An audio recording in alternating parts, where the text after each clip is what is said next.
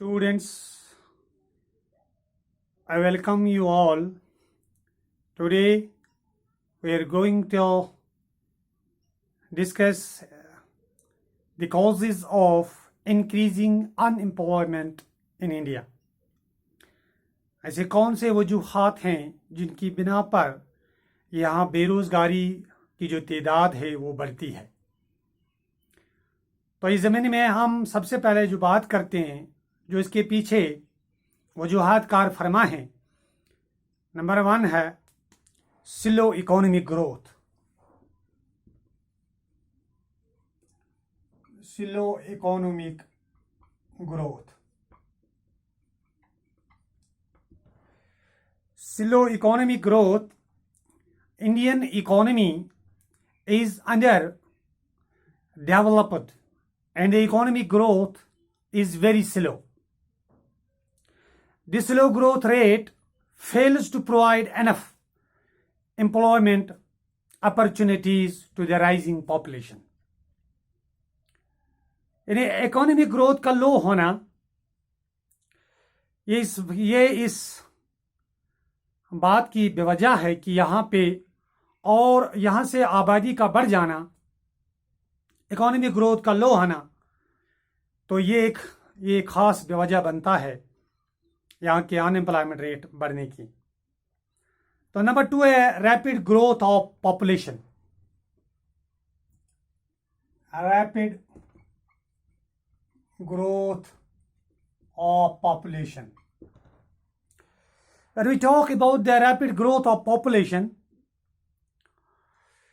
increasing population is one of the main cause of unemployment. जैसा कि आपने अभी पढ़ा कि अगर इकोनॉमी ग्रोथ स्टेबल रहता है या वो लो होता जा रहा है, तो फिर यहाँ से आबादी जो है वो बढ़ती है, तो कैसे सभी अफराद को रोजगार मिल सकता है, दस्तयाब होगा। तो नंबर 3 जो है agriculture is seasonal occupation. Agriculture a seasonal occupation.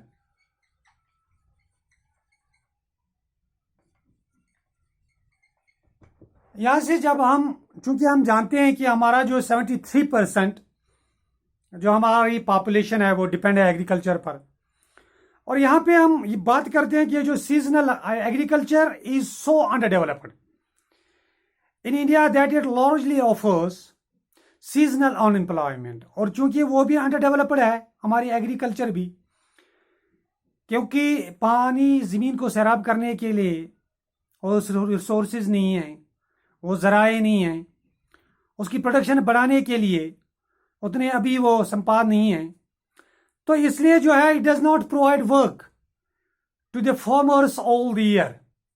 Around the number of disguised unemployed is estimated to be nearly 15% of total working population in agriculture.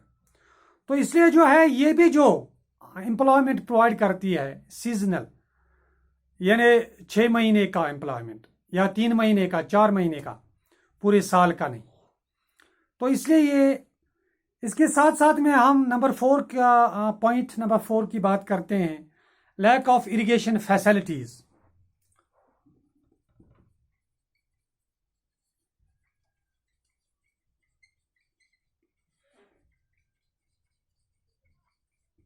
Lack of irrigation facilities. जब हम इरिगेशन फैसिलिटीज की बात करेंगे तो despite the completion of 10 years 5-year plans, irrigation facilities could be provided only 34% of agriculture area. Only one crop is grown in a year. Farmers remain unemployed for quite some times during the year. इससे जो है कि हमारी जो ये agriculture है और ये जो 5-year प्लान था उसके तहत भी इसका कोई माकूल इंतज़ाम नहीं किया गया, और हमारी इस एग्रीकल्चर की जो कंडीशन है जो नवीयत है वो अभी ख़राब ही है। हम क्रॉप रोटेशन नहीं करते, ऐसी ऐसी चीज़ें को हम अभी नहीं अपना रहे हैं। और किसी हद तक तो सुधार आया है, लेकिन अभी और बहुत कुछ करना बाकी है इस फील्ड में, ताकि हमारे जो बेरोज़गार नौजवान हैं उन्हें रोज़गार भी मिले, जो बेरोज़गार लोग हैं उन्हें रोज़गार मिले। तो नंबर 5 जो है joint family system.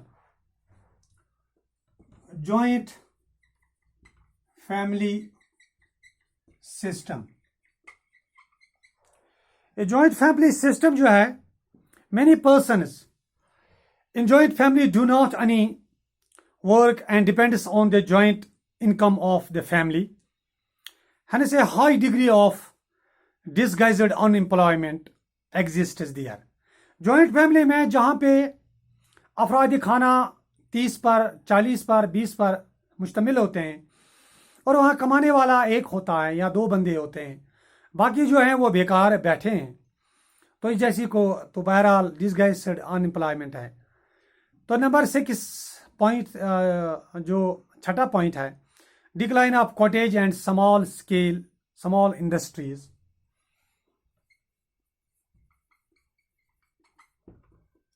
Decline of cottage and small industries, small scale industries या स्मॉल इंडस्ट्रीज। जब हम इनकी बात करते हैं बेटा, the industrial policy adopted by Britishers adversely affected the artisans working in small and cottage industries. The goods produced by these industries are now being produced by large scale industries. No doubt government of India, after independence, taking several measures to revive and develop small scale and cottage industries.